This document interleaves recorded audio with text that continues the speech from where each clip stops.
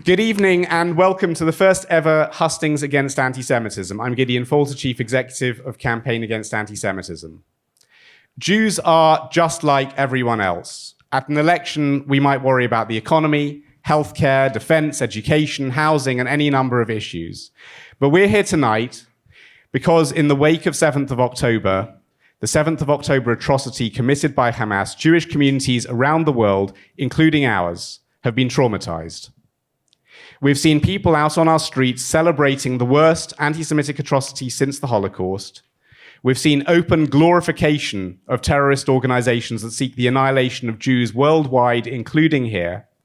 We've seen an outpouring of anti-Semitic, anti-Jewish racism on social media, on our campuses, at our schools, in our workplaces, and even in our hospitals. And meanwhile, we see police officers saying that swastika placards must be understood in their proper context, that calls for jihad might be calls for scholarly meditation, and there's little to be done about the beaming of genocidal slogans on the Elizabeth Tower, known as Big Ben to many. Before we start, I'm just going to give you a few statistics from polling that we conducted in November, and I suspect, unfortunately, many of these statistics may have worsened since then. 69% of British Jews say that they are less likely to show visible signs of their Judaism right now. Almost half of British Jews say that they've considered leaving the UK due to anti-Semitism since 7th of October. More than 6 in 10 British Jews have either personally experienced or witnessed an anti-Semitic incident since 7th of October or know someone who has.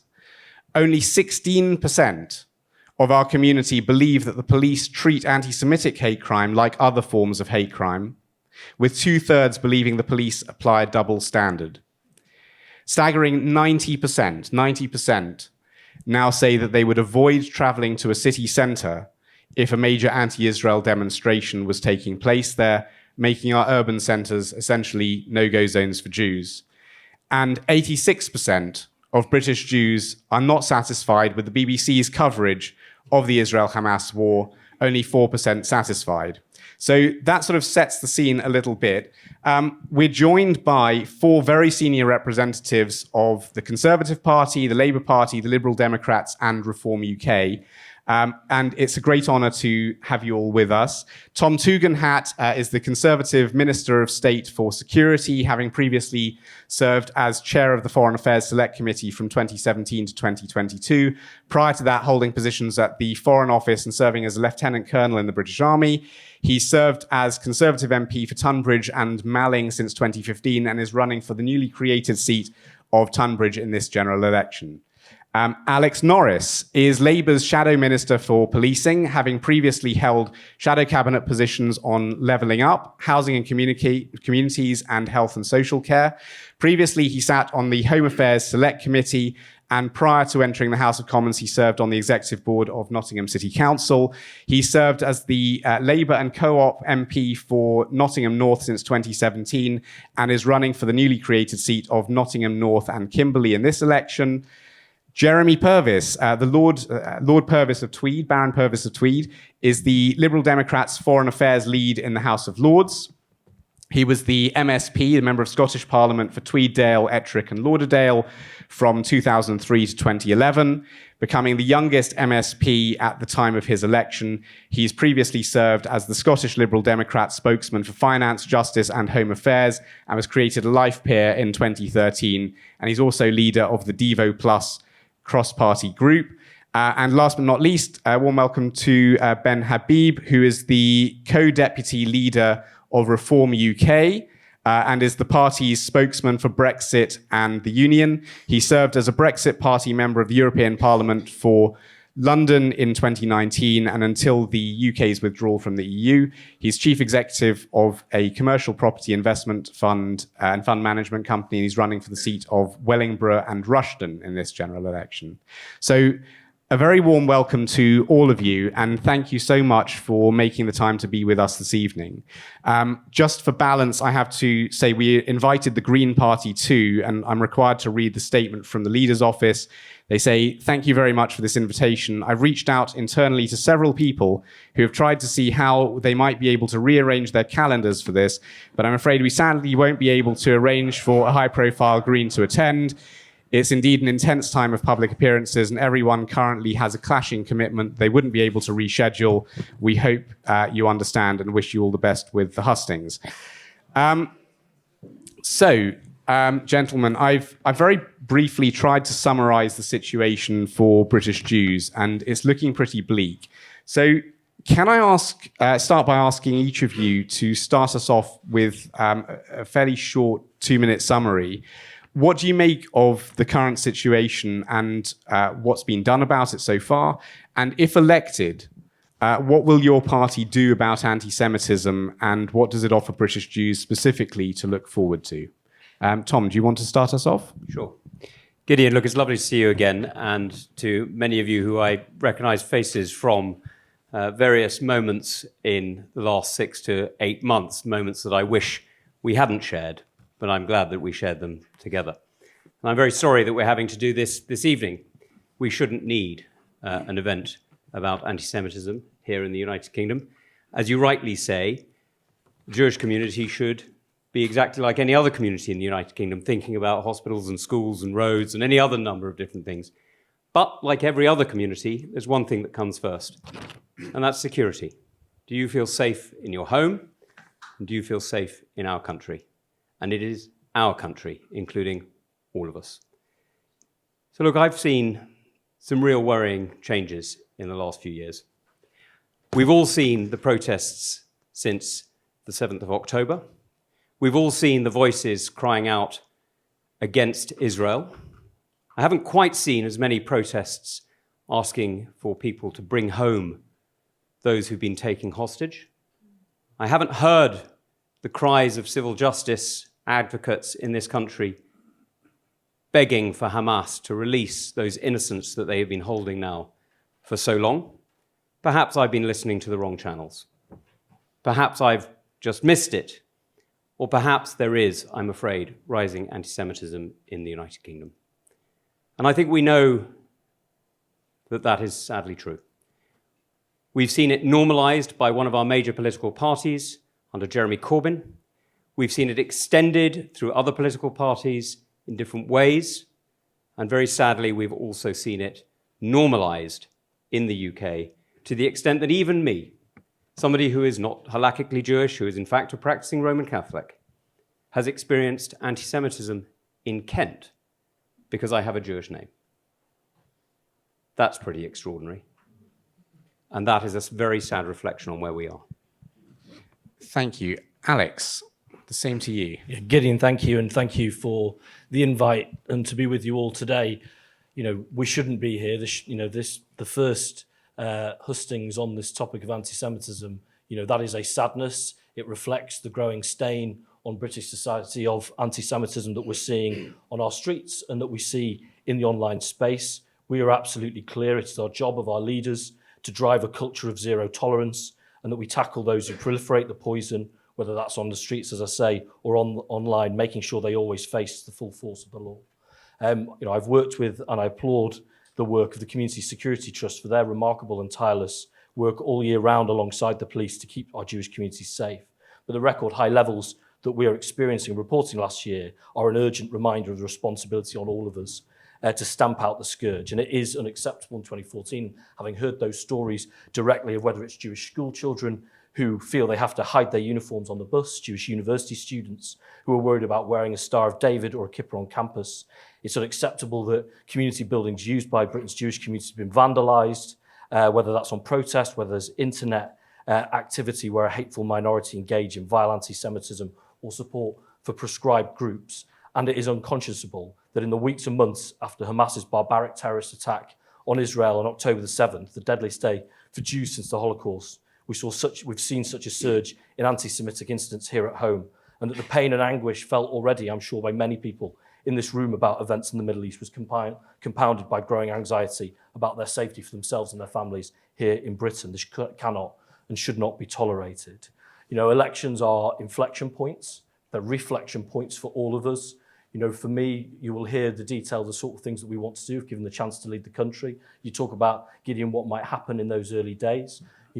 I want to understand, but behind those statistics, what it is about the marches. I've had some of those conversations already, but that rich picture of how we can use all the tools of the state, whether that's policing, whether that's the Mayor of London's office, the government itself, to tackle those issues and make sure that people feel as safe as possible alongside those protest marches. So that's the sort of activity. We have overdue hate crime policies that need updating 4 years on. We're very keen to get onto that. 9 years on our anti-extremism policies also need updating. So there's an awful lot for whoever forms the next government to do, and I look forward to discussing that this evening. Thank you very much. Thank you. Lord Purvis, same to you. Jeremy. Well, it makes my job a lot simpler. Thank you. Jeremy. Thank you, Gideon. I think the somber opening of this and the incredibly worrying statistics that you gave, Gideon, at the start allows us to start this evening with consensus, I think, from everybody that this is a necessary event for a time which should not be happening in this UK. And anti-Semitism is the very antithesis of why I am in politics, for seeking a liberal, open, democratic society where every child can be born into a safe community and people can live their lives as they wish in societies where they don't have to have security outside a public meeting during a democratic election, with police officers here. But I wanted to start with just, if I may, a personal note. I came down from Scotland, where I live this morning, and to be here this evening. And this is an issue that affects all of the United Kingdom. The third highest rates of anti-Semitism cases that have been reported are in Scotland. But of course, we are in London, where the highest by far incidents. So it's very appropriate this happens here. But I wanted to stress that even though I'm perhaps the furthest away, this is relevant for our debates within Scotland too. But my personal note was in September 2022, I went with Leila Moran to the kibbutzim on the Gaza border, kibbutz Nasara and Biri. And then when I, as you all will have watched with utter horror, my reflection was seeing the community where I had visited and had cups of tea in people's homes. And in that kibbutz, 16 people had been murdered by the genocidal anti-Semitic Hamas group. In February, I returned and I went to the homes and I met with the families. And one of the sons, it was the first time that he could bear going back to that home. And I was with them. And there will be memories that I have from that visit that will never, ever leave me. And that is someone from myself who does not have the intimate links as you do as the community when you would have been observing this then and then subsequently. And one of the things that scarred me was the blast doors. When I was in the first visit, I went to see the blast rooms, and the fact that the blast doors had to be held by hands for hours because of what Hamas was doing. I knew at that time this was a convulsive moment, and it has helped informed all of my debates in Parliament since October of the sensitivity and the need for the appropriate language and then the appropriate responses to this. Sorry, it was more than 2 minutes, but I wanted to stress that at the outset. Thank you very much. And Ben. So thank you very much, Gideon, for having me. My esteemed fellow panelists have set out the problem, but actually what none of them have addressed is the cause of the problem. They haven't even had an attempt at addressing what has caused this absolute assault on civil society in this country. And there are roughly, well, the reason for that, I think, is because they've been in governance for the last 27 odd years. They've presided over the creation of this problem, and they've turned their back effectively on the culture and values of what is the United Kingdom. And they've done this in a number of different ways. First and foremost, we've had rampant, uncontrolled immigration for the last 25 years without any thought being given to how people coming into this country are going to settle in this country and whether or not we as a country can cope with the incredibly rapid cultural change that we would have had to tolerate in order for that to be a settled situation. In Suella Braverman's own excellent words in Washington, we've had more people come to this country in the last 25 years than in all of history before that. And in gross numbers, in the last 5 years, we've had 5 million people come to the United Kingdom. It is a rate of immigration which no country can tolerate. And in the false pursuit of economic growth, the Conservative Party and the Labour Party have turned their back on the cultural settlement that was so peaceful and harmonious in the United Kingdom until this open border policy. But to make matters much worse, and I think this started under Tony Blair, I've tried to find evidence for where this damage really started. And my own view is Section 172 of the Companies Act 2006, which requires company directors to have an eye on social justice in the UK. And what that social justice has now manifested itself into being is what we're all very familiar with, particularly those who run public companies, regulated businesses, institutions, educational establishments, the police, the armed forces, and so on. And that is diversity, equality, and inclusion. And the three words are designed, of course, to give the impression that it's all about the settlement, equality of settlement between the various cultures that have come to this country. But it isn't.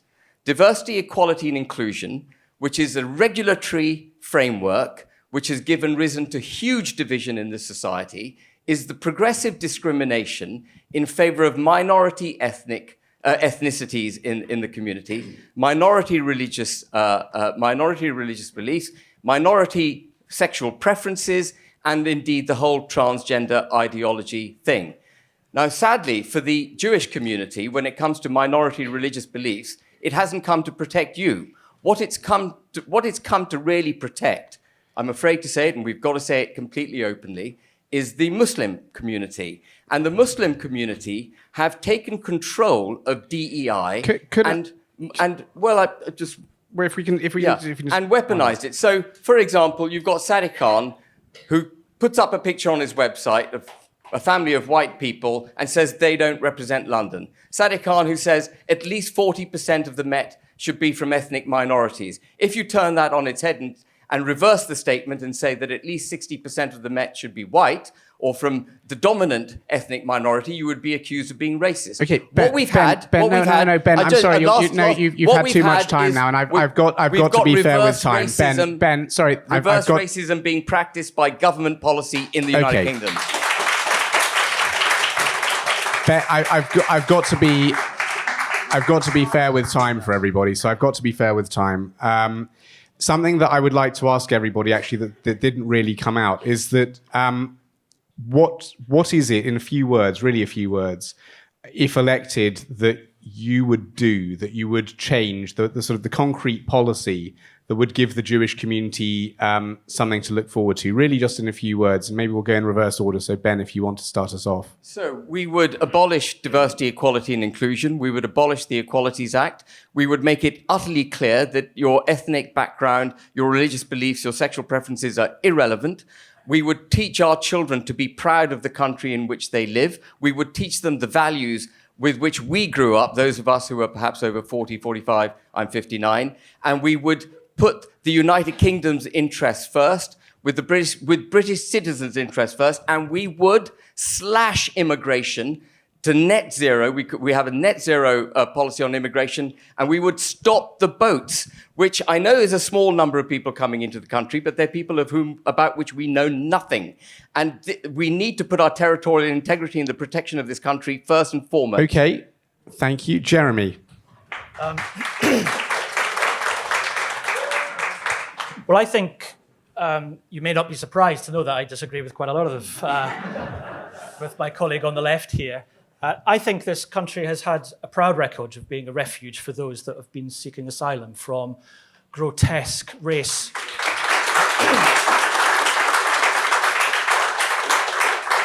From grotesque racially based prejudice.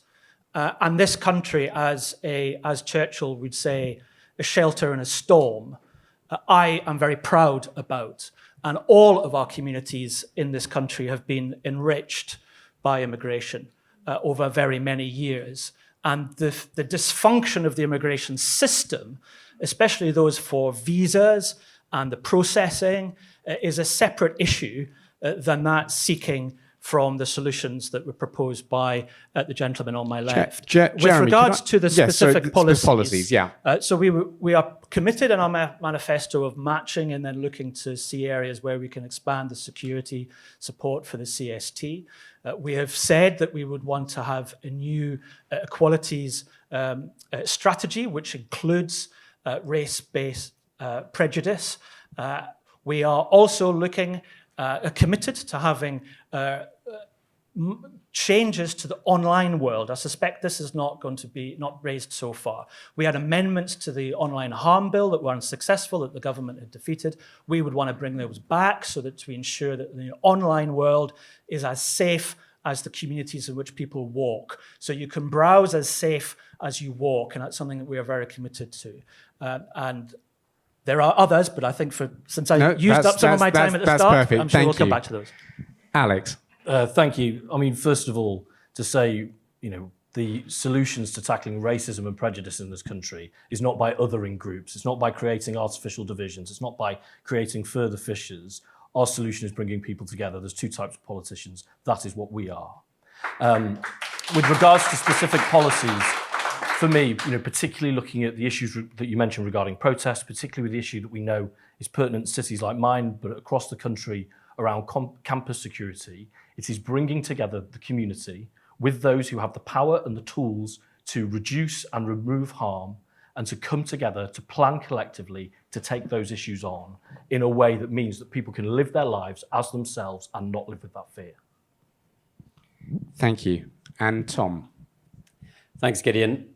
The last few months have demonstrated that we really need to get a grip on a few aspects that have been allowed to go too soft. One of them is policing in London. And we've got to be very clear that the Mayor of London has failed in his singular duty to protect the people of London.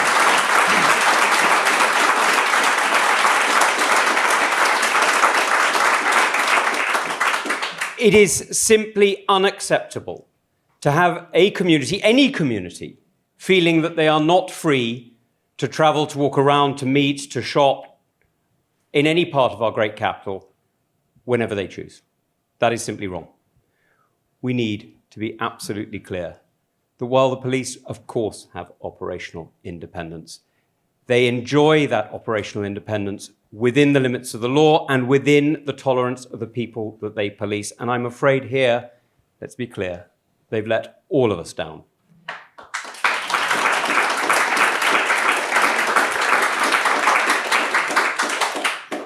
It is not making anybody safer for any community to feel more vulnerable. And so when I hear people talking about minorities, let's not forget that the community we're talking about tonight is one of the smallest minorities in the United Kingdom. We're 200,000 to 300,000 people. This is not a large community. This is a community that relies on the tolerance and the support of all others. When my grandfather came here in 1921, he was welcomed. If I could, I'm sorry. Can I ask you just sort of on a policy point? Yep. What would you do to address this? So I'd like to see a much greater level of control over ordinary policing so that the Home Secretary can make those decisions to point out to the police officers when they believe that they are failing. I would like to see greater investment. We've already promised £70 million into the Community Security Trust, which is an enormous contribution, but actually Shomrim and other organisations should be getting sufficient support as well.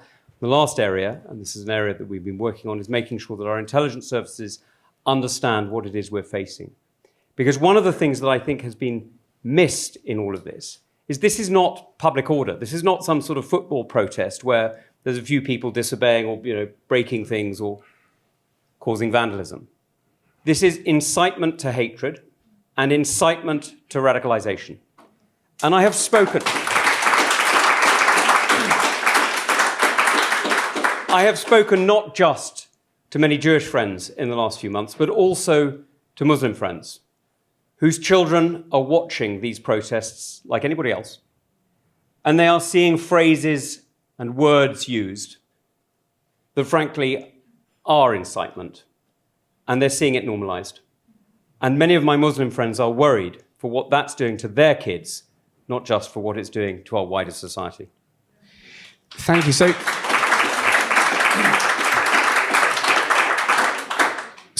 that actually sort of brings us on fairly neatly to the weekly anti-Israel protests and marches, which I think many see as opening the door to the current surge of anti-Semitism.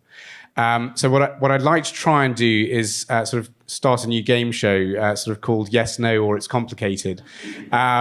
So answering yes, no, or it's complicated, please tell us what you think on the following questions. And after you've answered the questions, we can discuss the bits that are complicated. So maybe if we run from Ben to Tom, has the government done enough about the marches? No.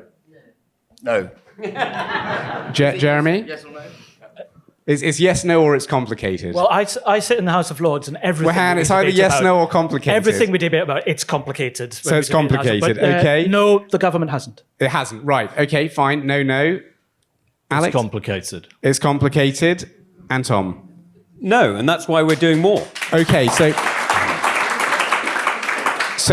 next question. Do you think the marches should be allowed to continue in their current form? Again, going from Ben to Tom. No.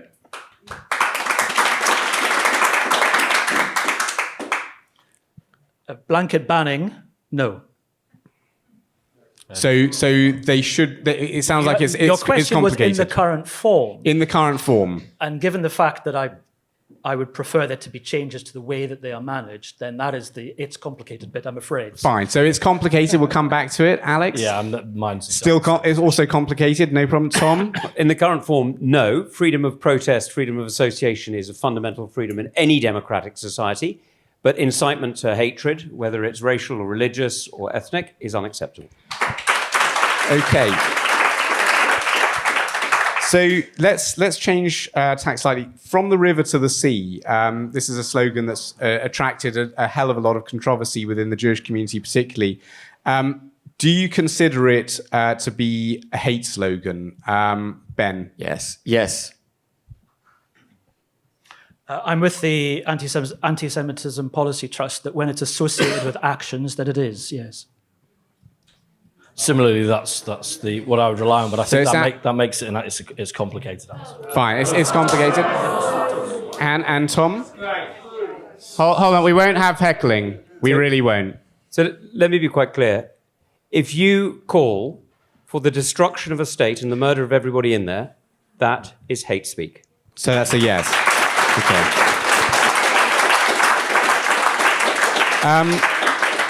And I'm trying to draw out all of the different issues here so we can have a bit of a talk about it.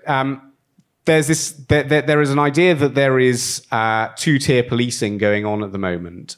Do you give credence to that idea, Ben? Absolutely. Jeremy? Broadly, no. No? Alex? No. And Tom? No, but there's a failure of leadership. Okay. Well, actually, that's a good question. Do you have faith in Met Commissioner Sir Mark Rowley? No. Okay. Jeremy? And I can't come to that conclusion. So it's complicated on the basis of his actions that now need to take place as a result of many of the changes that he's committed to making. Alex? Yes. Yes? Tom? I don't have faith in the Mayor Sadiq Khan. Well, but Mark Rowley? The political direction given to the Commissioner of the Metropolitan Police is given by the Mayor of London. Blame the top, don't blame the servant. Okay, and then last question in this round, and I don't know how we're going to add up the scores, but do you feel that discourse about Israel at the moment is turbocharging anti-Semitism in the UK? Ben? No, I think it's an excuse to turbocharge anti-Semitism. Okay. Jeremy? I think regrettably some of it has, and some of the language that's being used has had an impact. I don't think that anybody in public office should deny that. And that's why I believe very strongly that those in public office have to act in a manner which tries to reduce that as much as possible. Okay, Alex. We wouldn't be sat here a year ago. So yes, clearly yes. Yeah. Sorry, I'm afraid we would have been sat here 3 years ago when Jeremy Corbyn led the Labour Party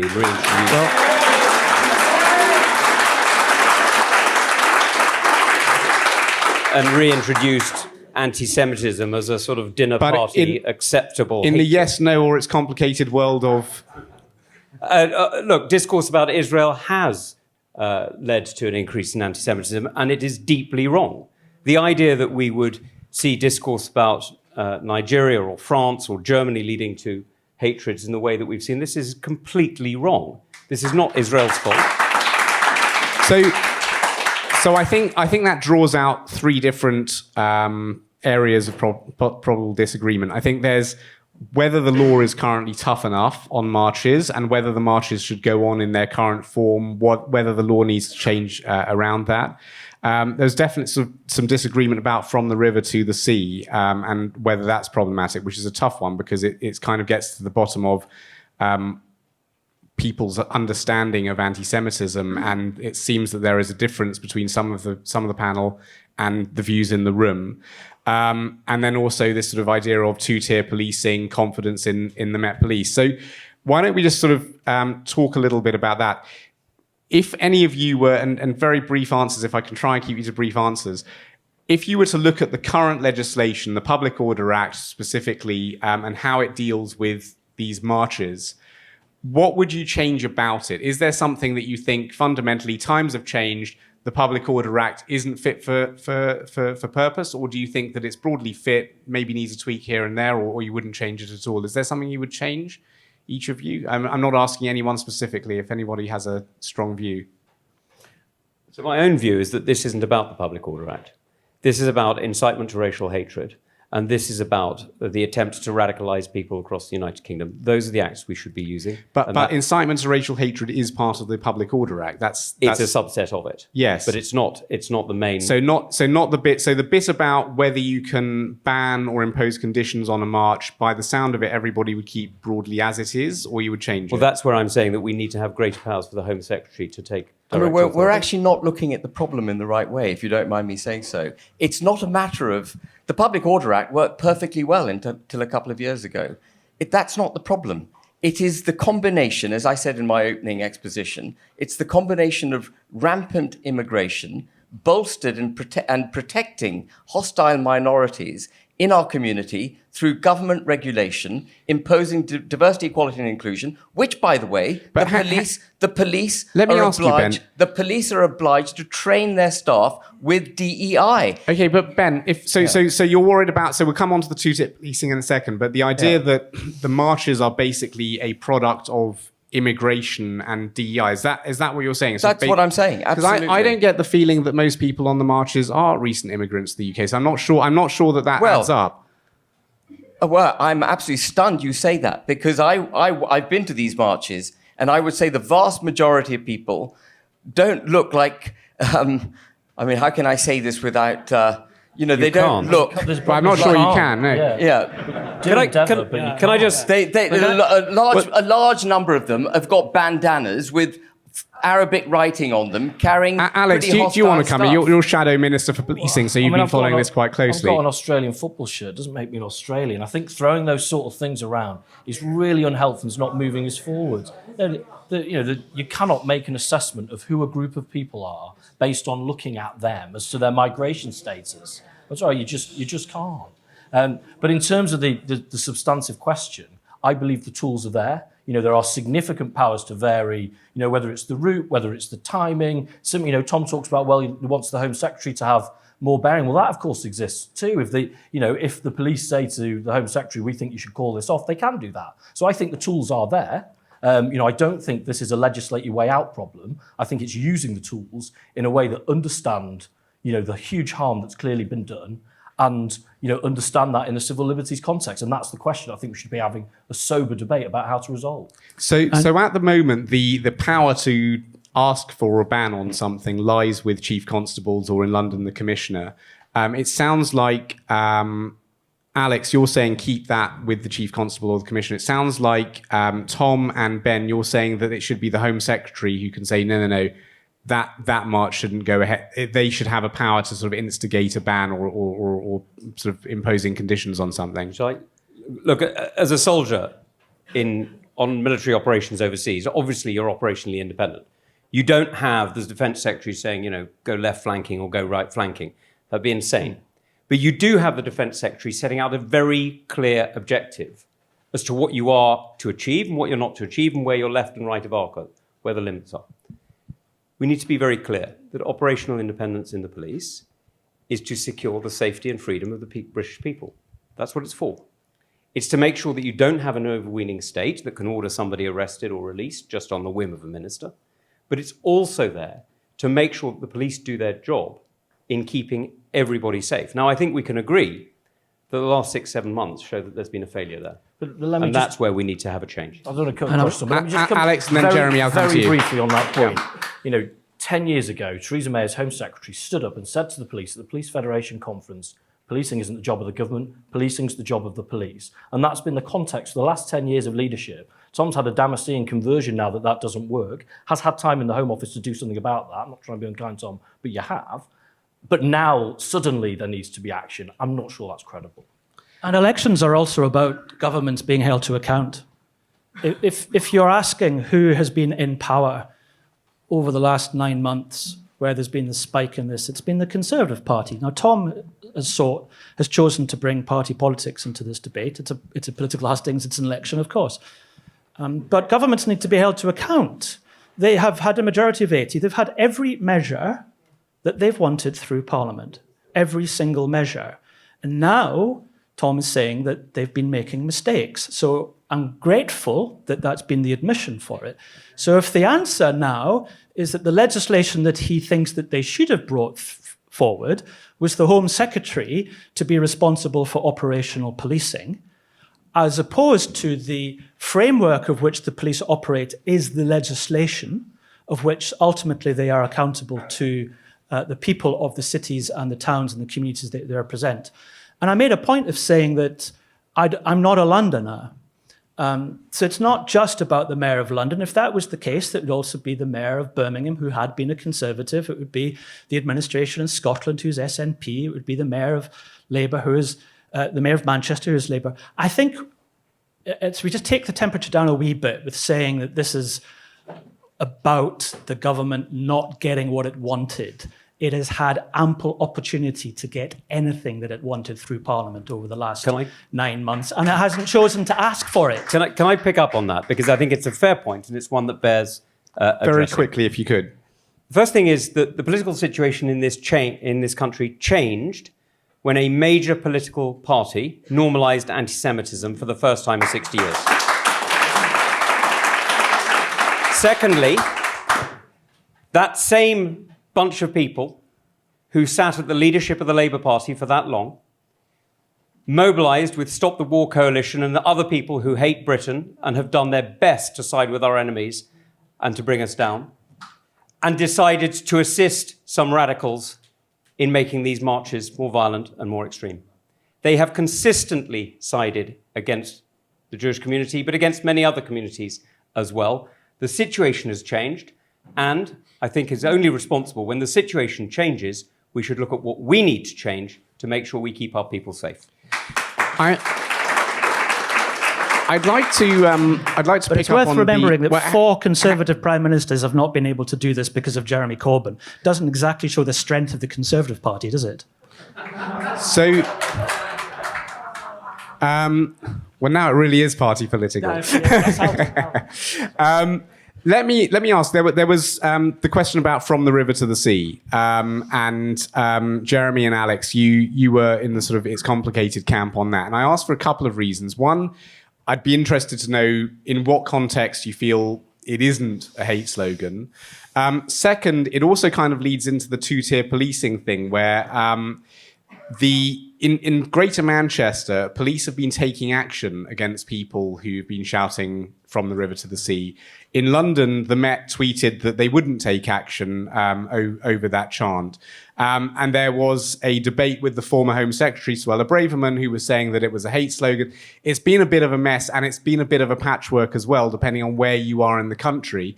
Obviously, both London and Manchester have Labour mayors. There seems to be different things going on in those two spots. So I'm not sure that this necessarily boils down to a mayoral situation. Maybe it's a policing situation. So in what context do you think the From the River to the Sea chant isn't a hate slogan?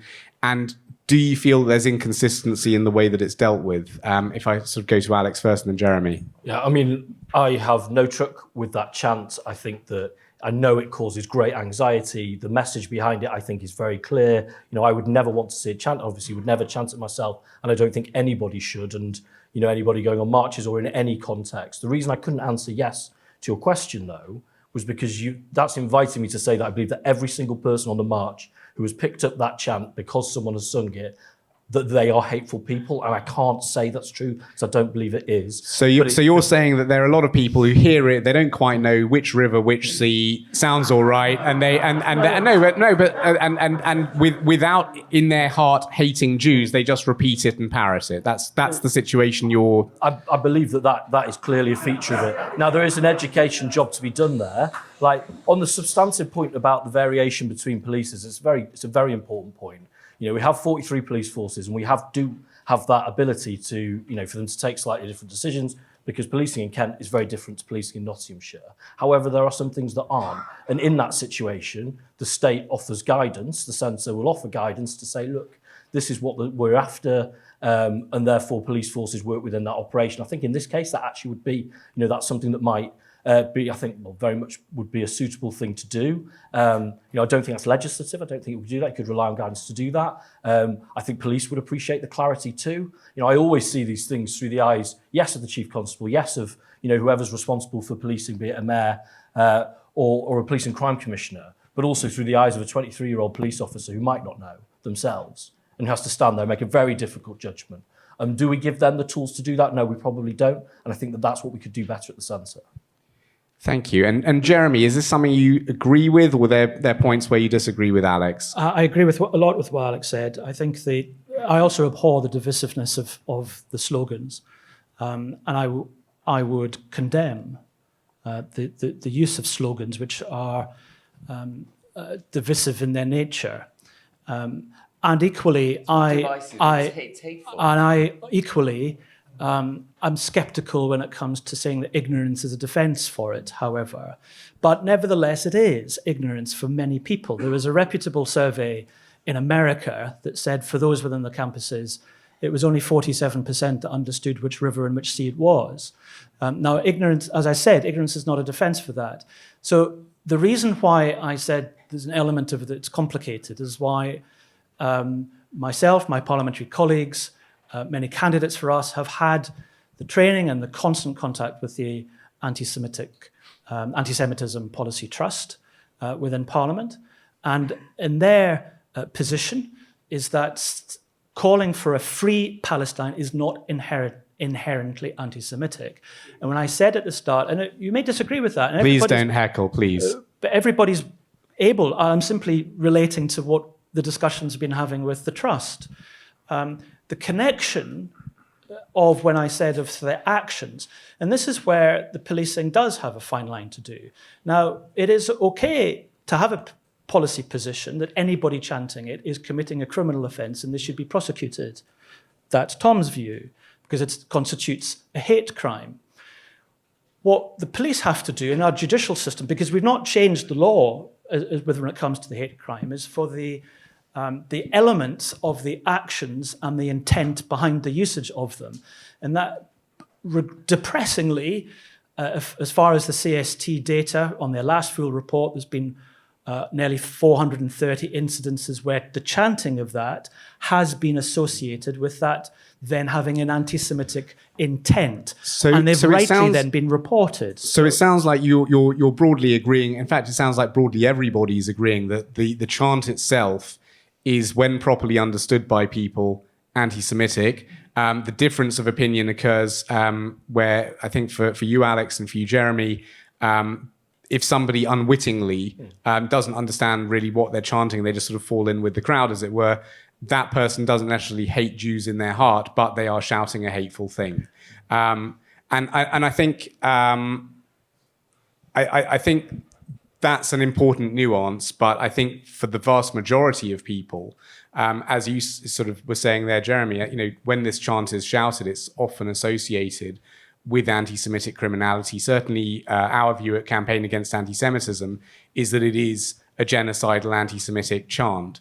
Let me change the topic slightly, but without drifting too far from this one. Let's talk about proscriptions. So the government proscribed Hamas and Hezbollah as terrorist organizations, though I must say I feel that we had to work much harder for that than we should have, especially considering how events have unfolded.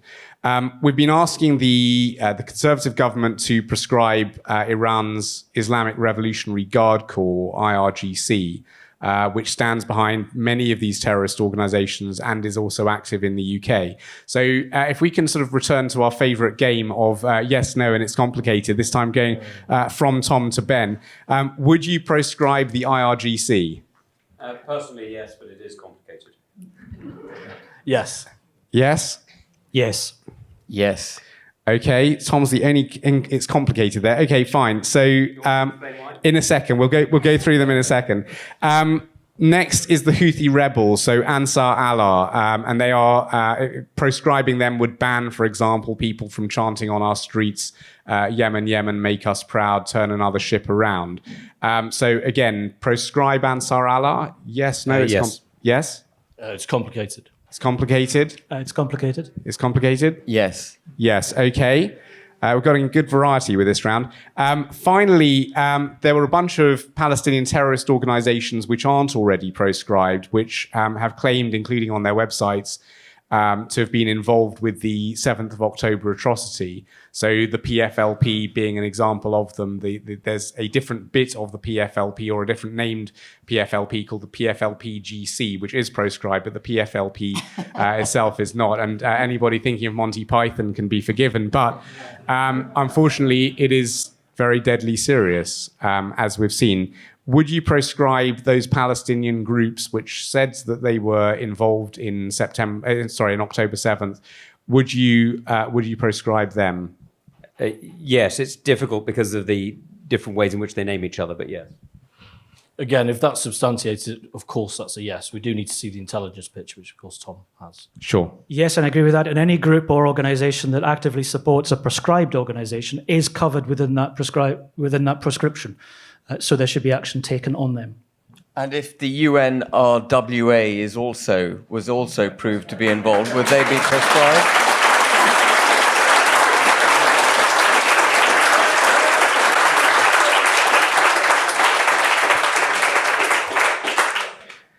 It sounds like I asked the wrong question. If I'd started with the UNRWA, it seems to have been the most prescribable of the lot. So let's just go into there were a couple of it's complicated. So one was Tom on the IRGC, and the other was Alex and Jeremy on the Houthi rebels.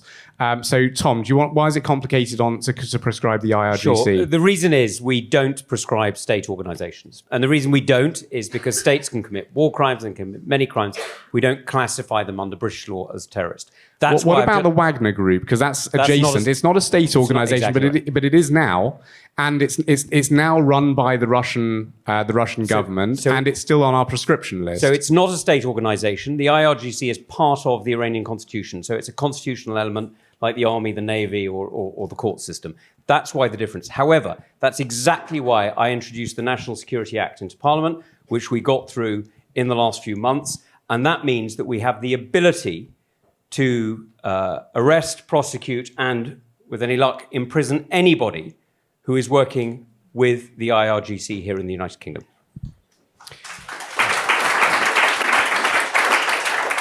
So on to Ansar Allah, the Houthi rebels.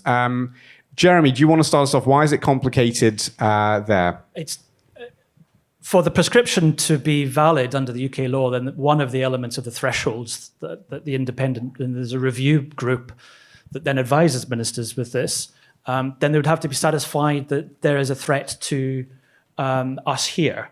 It is, if that is the case, and as Alex said, if the evidence is presented and it's very clear, then the answer would be yes. It's complicated aspect of making a judgment on the basis of what I haven't seen.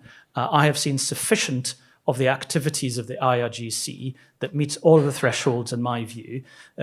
You're right to ask about the Wagner Group. I called 12 times over 11 months in Parliament for the Wagner Group to be proscribed before it was. I've seen them myself in Khartoum, and they're operating for it.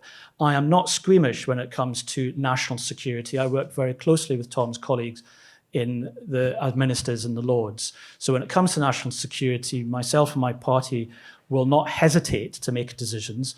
Its complicated aspect of it is that we be presented with the information first.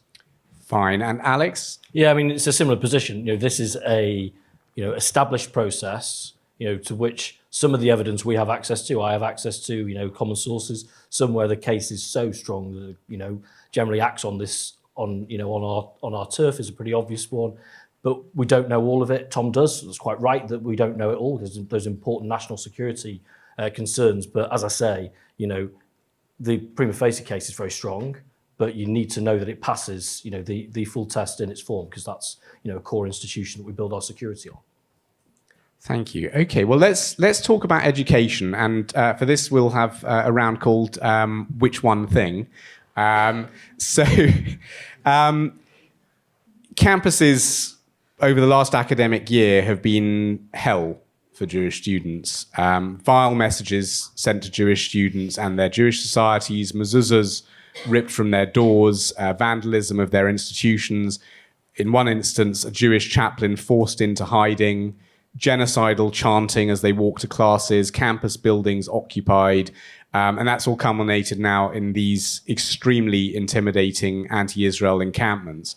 So the what one thing would you change to make universities a safe and, dare I say, normal experience for Jewish students? Alex, do you want to start us off? Yeah, well, Bridget Phillipson's met with the vice-chancellors and been very clear with them that we want to see them use the tools and powers they have to tackle the sort of activity that you're talking about. Thank you. Okay, Jeremy? Yes, I think I mentioned earlier on with regards to expanding the support for the CST, which is making sure that it covers educational institutions.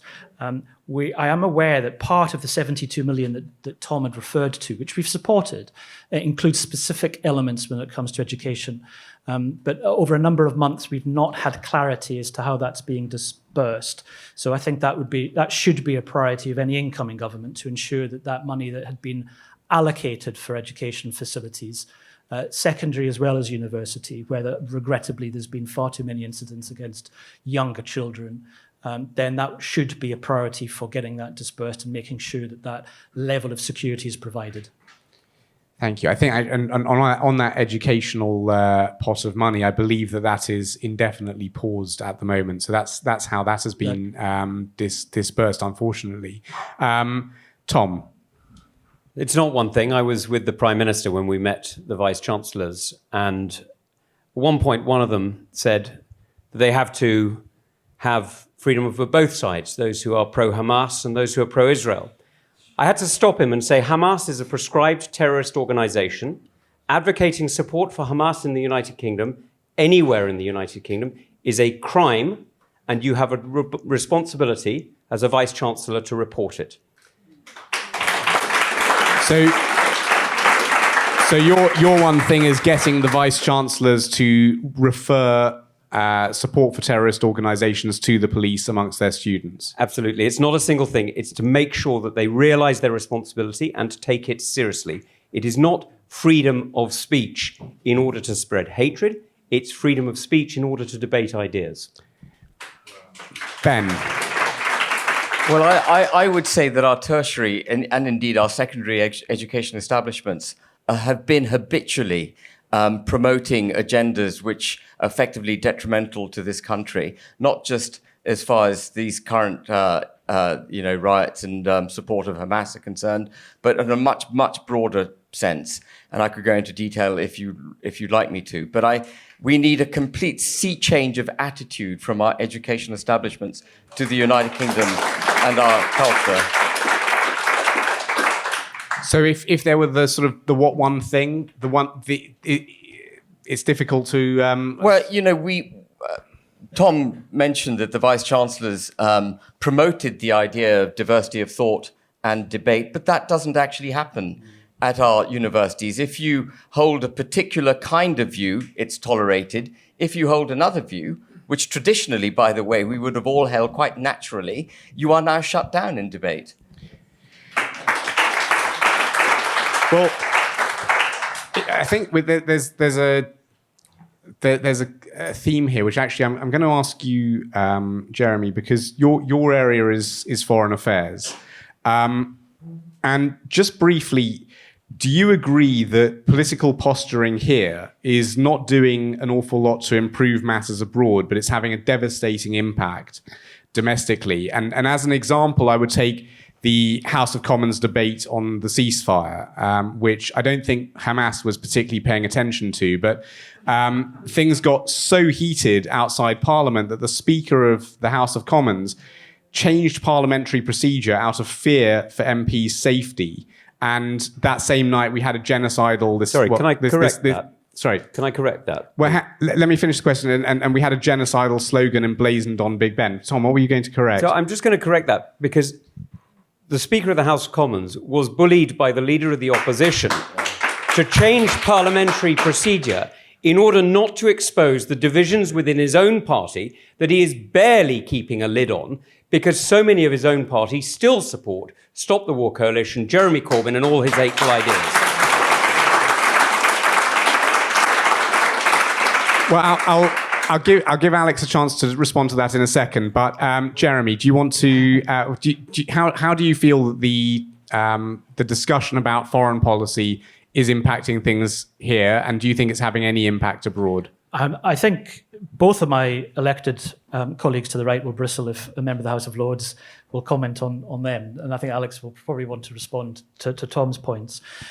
We have in the Lords been debating this regularly, as you can imagine, for a number of months. We had the Foreign Secretary. I was asking him questions on this every month. And they are incredibly difficult conversations, especially when emotions are rightly extremely high because of the level of concern that there is and the level of passion within the debate. In my opening remarks, I said that I have, ever since October the 7th, I've never used or sought to try and argue that there's been some form of equivalence. So when my party came to the view in October that there should be an immediate bilateral ceasefire, after many discussions I had with the Qatari officials in Doha, then it was not blinded to the fact that one of the absolute priorities was the hostages release and the statement that Hamas, in its form that it has at the moment, which I indicated was genocidal and anti-Semitic, would have any role in the future governance.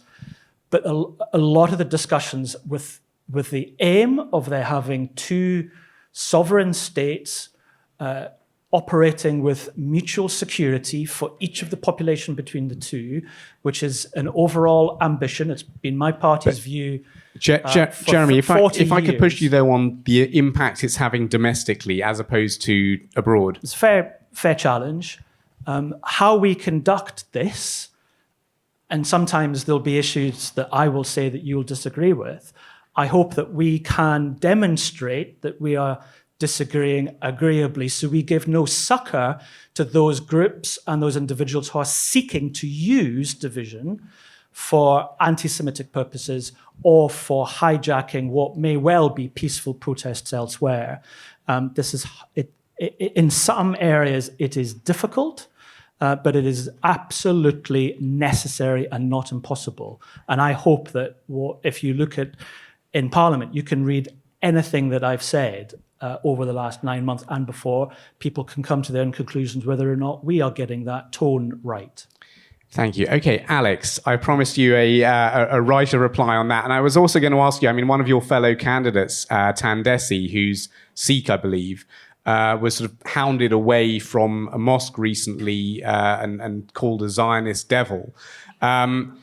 is the tone of things bringing us into an era, maybe even sort of sectarianism within our politics? Well, we should always fight that. That was very much what I said at the start, that actually leaning into sectarianism is the last thing that our leaders ought to be doing.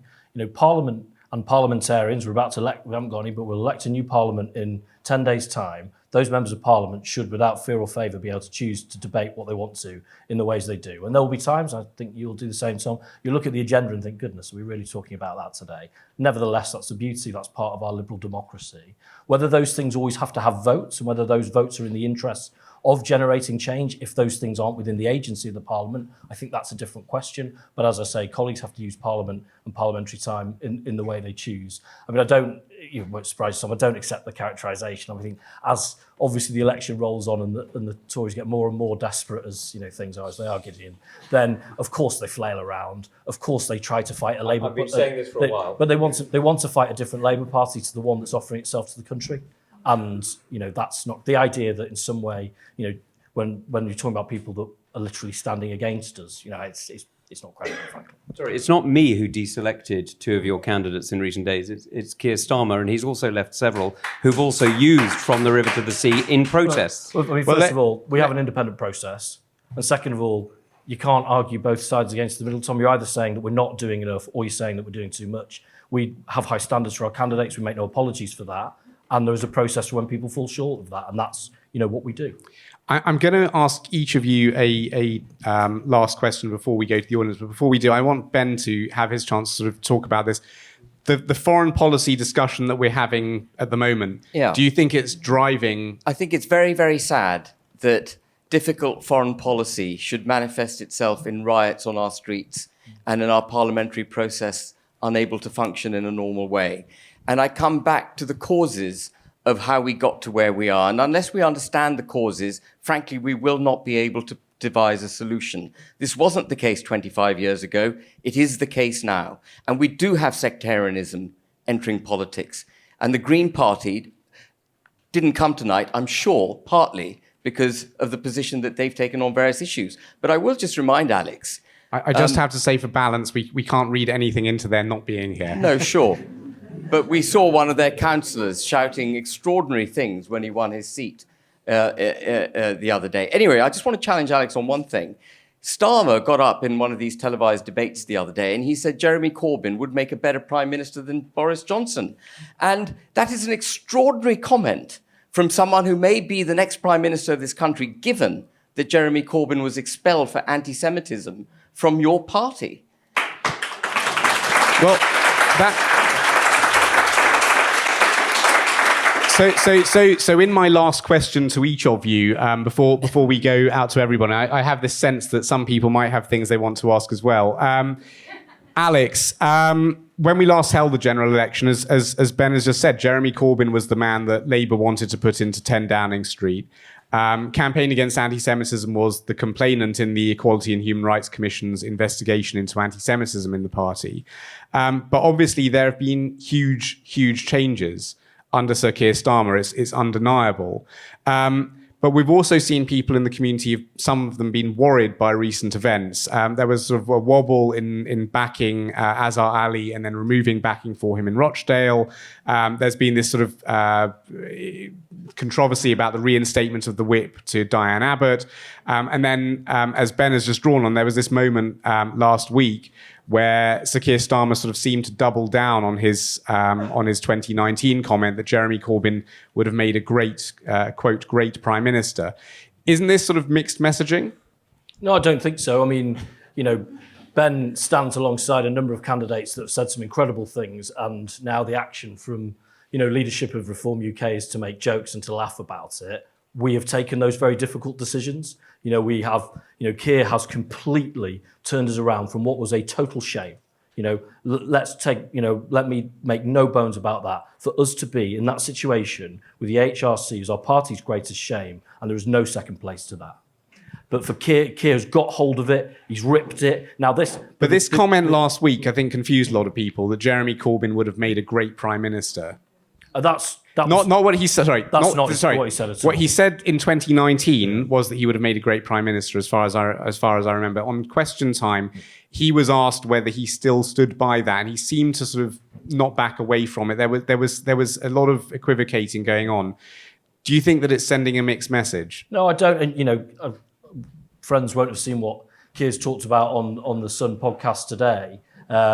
But he made the point that he, as I and others did, we chose to stay and be part of it because we wanted a Labour government. Make no bones about that. We do now. That's why we stand for election. But we felt that having people in there, voices of moderation, voices of tolerance, were important ways of keeping the party on track and of making sure that we could do what we did now. And that is not a finished journey. These journeys never end. Whether it's in society or in political parties. But what from Keir Starmer is that he's going to take the difficult decisions within our party, even when it's painful, and that's our commitment to the country.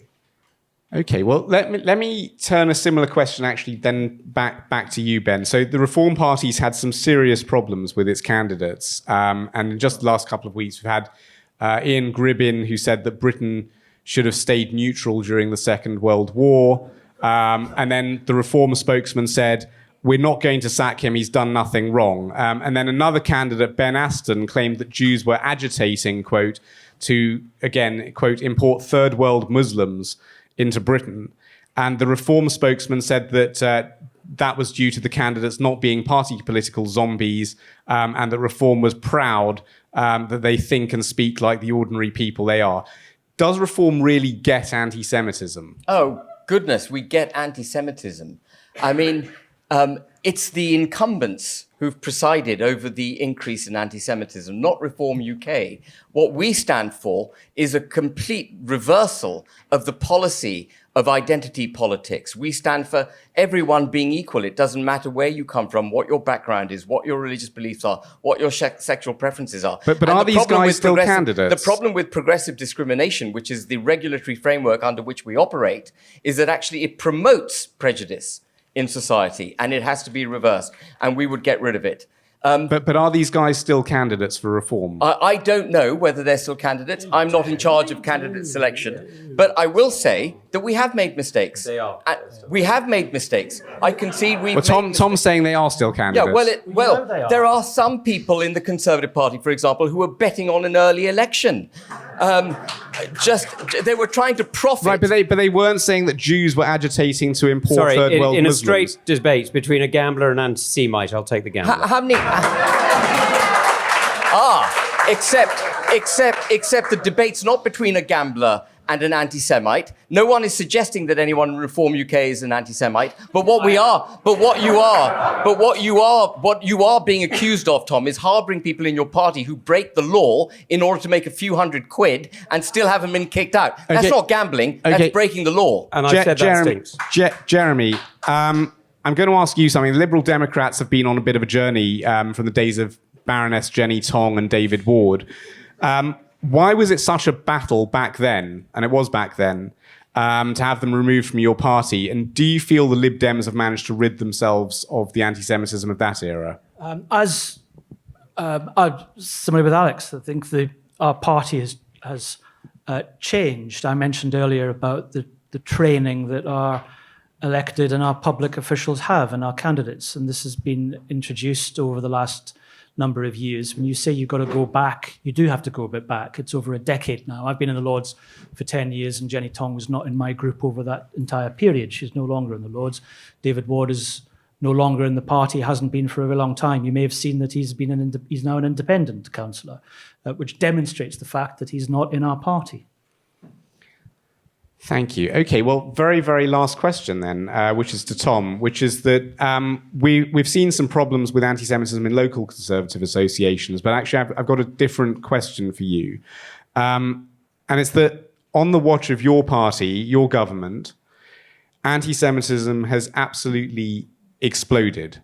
And apart from funding security measures, what has the government really done concretely to tackle anti-Semitism? Why is it so badly out of control everywhere we look? The challenge we've got is that this is sadly an evil hatred that is spreading not just in the UK, but around the world. We've seen it in the United States, we've seen it in France, in Germany, we've seen it everywhere. What we're doing is supporting the Holocaust Education Trust. We're supporting the Community Security Trust, and we're supporting those organizations who are standing up for not just the Jewish community, but the right of all communities to be free in the United Kingdom. Now, you've seen me, Gideon, in Manchester and in London on marches alongside you, because I think this is fundamental. It is absolutely fundamental. And so when I hear, for example, Sir Keir Starmer telling me that in a choice between Corbyn and Johnson, he'd still choose Corbyn, despite the fact that he's already kicked him out of the party for anti-Semitism, it worries me. When I hear that Ben is standing by candidates who, frankly, if you tell me that you think Jews are bringing people into this country to destabilize it, I'm going to call you an anti-Semite. That is anti-Semitism. And when I see the level of hatred, sadly, that has been spread, that is why I'm calling for changes in policing, because we need to keep every community safe in this country. We need to make sure everybody feels at home here. This isn't a transient place for any of us. This is our home. Okay, so the moment you've probably all been waiting for, which is that it's over to you. So we're going to take questions in batches of 3. And also, when you ask the question, if you can just start with your first name, don't include your full name unless you want it to be part of the recording that goes out. So we'll take our first question from this gentleman here. My name is Harvey, and it relates specifically to campus anti-Semitism. In 2016, I attended a debate. The guest speaker was Chen Mazig from Nice Israel. short question, if I could. Yeah. I witnessed how he was harassed and pushed from one room to another, and I witnessed how Jewish freshers were reduced to tears by groups of individuals who tried to break into the room where he was finally speaking. My question is, I've heard a lot of things said tonight. I want to hear specifics about how you intend to provide safe spaces for Jewish students on campus.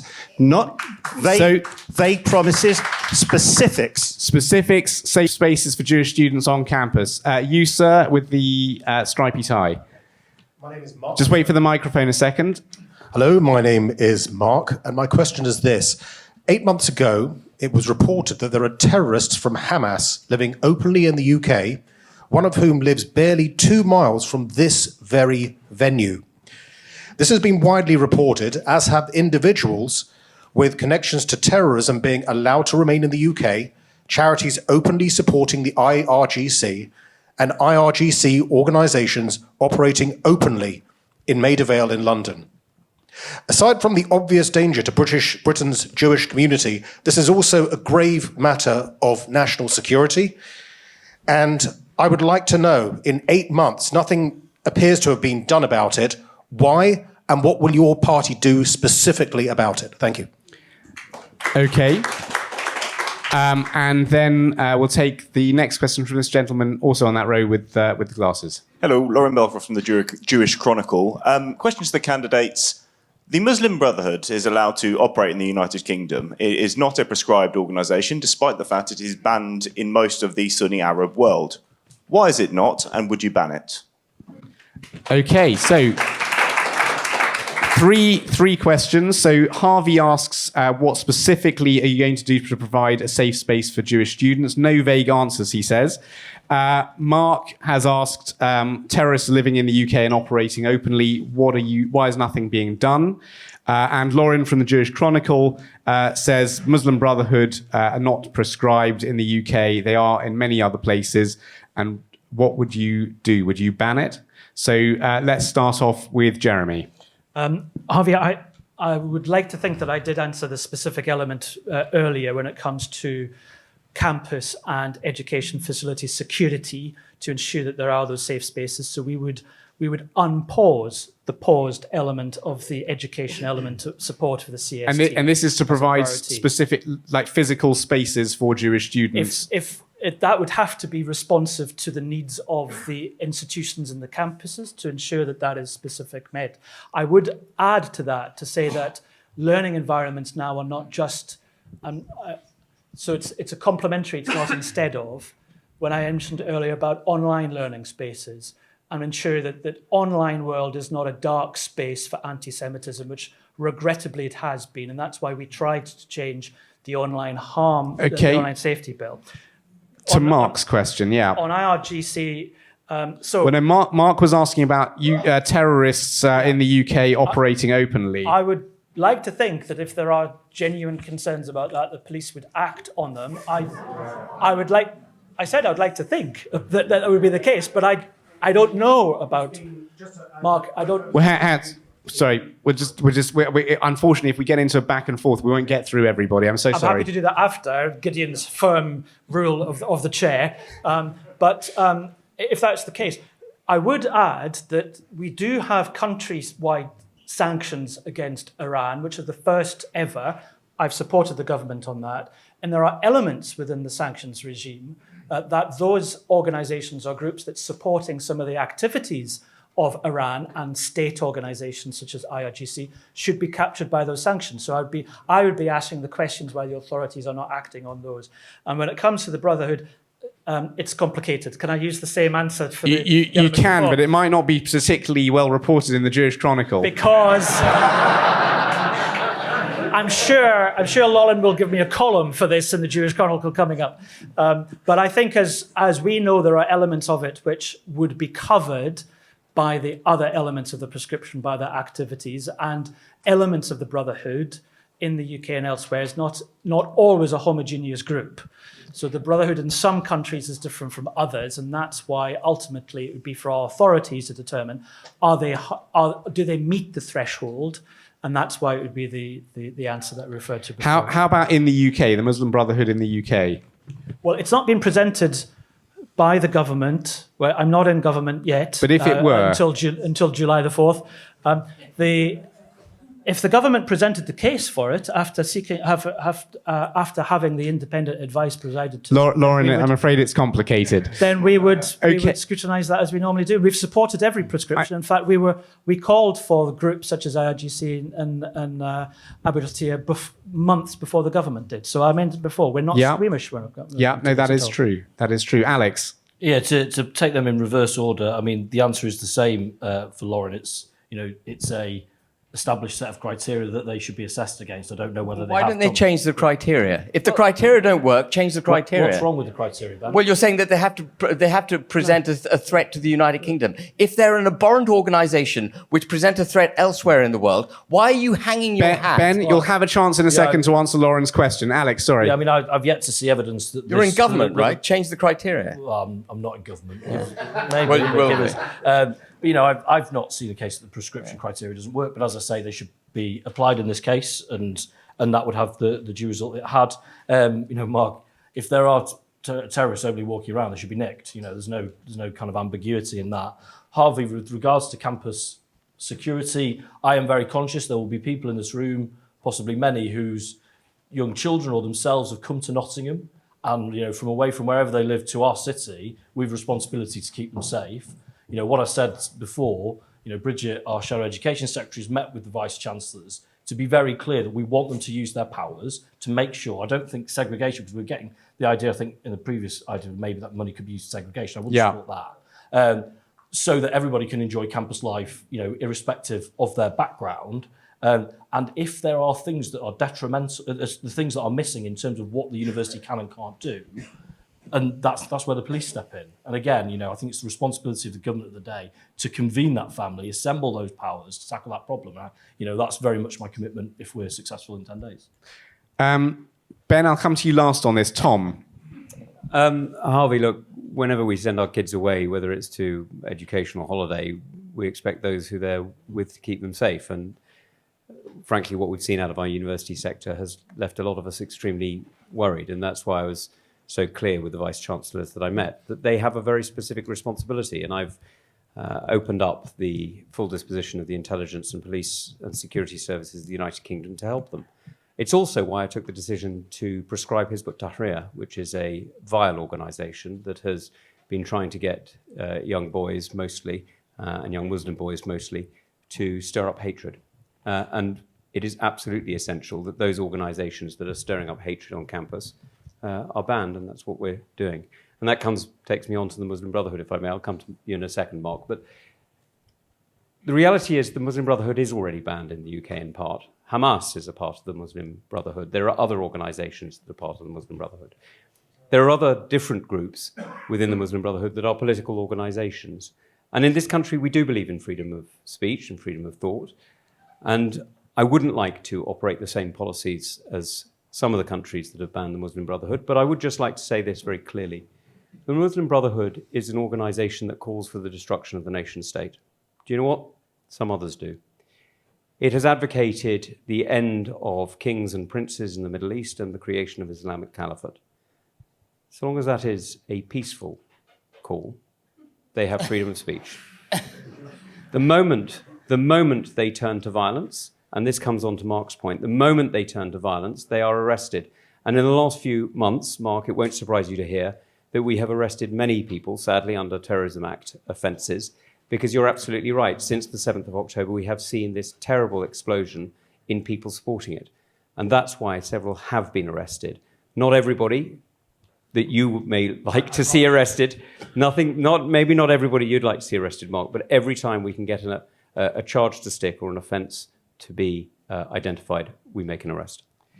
Ben. Yeah, so for safe spaces, actually, I would turn it on its head and I would require any student who threatens or attacks a Jewish student to be sent down and reported to the police if they're British. And if they're here on a foreign visa, they should be deported straight back to their country.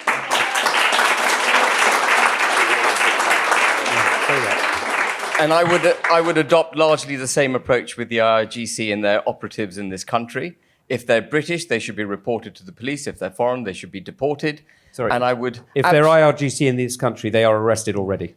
Well, operatives in this country, then they should be reported... If they are connected to a foreign intelligence service, it is a criminal offence under the National Security Act with a maximum penalty of over 25 years. So why didn't you give that answer earlier? Because what he was talking about there was people who may be linked to various different Iranian groups. Well, you've got to evidence the link. If they're linked, you get rid of them, right? If they are linked to a foreign intelligence service, they can be arrested. Yeah. Ben, back to you. And as far as the Muslim Brotherhood is concerned, I would proscribe it and I'd have exactly the same policy again. Okay, I think it's time for some questions from the back. So we're going to send the microphone long distance. I want an assurance from all the representatives of the parties that they're clear about the position of opposing any hierarchy of oppression, such as supporting Black Lives Matter, but degrading anti-Semitism, which of course is mentioned in the Equalities Act, but we've seen very little about it because it is a racist attack to attack people under the Equalities Act. But that downgrading seems to have happened right across the country over this period. Will they assure us that they won't do that? Okay, we're going to make this one a memory test by making it quadruple whammy. So we've got two ladies on this row. So there's a lady wearing pink and then at the end of the row as well. My question is for the Labour candidate. I was hoping... And just your name if you'd like. Oh, sorry, Tanya. Tanya. I was hoping that with this amount of time in opposition and the possibility of government looming, we'd hear some very concrete suggestions from you tonight of your shopping list of what you're going to do. Please could you reassure me with a shopping list and include in that what Sir Keir Starmer will be doing to stand up to the perhaps more extreme elements of his party who are feeling pressure in the north particularly. Okay, and sorry, just there's a lady at the end of the row as well. Yeah. So it's a quadruple whammy because I'm not entirely sure what Norman's question was, but we can try and come to it. Just a quick question.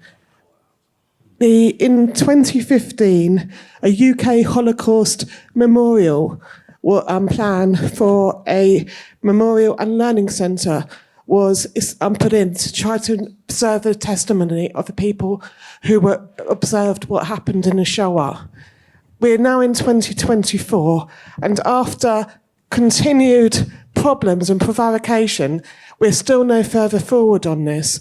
Given the problems that have taken place to date, what can we do to expedite this situation? And I just missed your name. Do you want to give us a name or not really? Natalie Shaw. Natalie. Okay, fine, Natalie. Okay, fine. So we've got a quadruple whammy, but with Norman's question, I think it might be short answers. So let's start off with you, Ben. So conflating Islamophobia with anti-Semitism was Norman. Richard wants to know, can you provide assurance of opposing a hierarchy of oppression?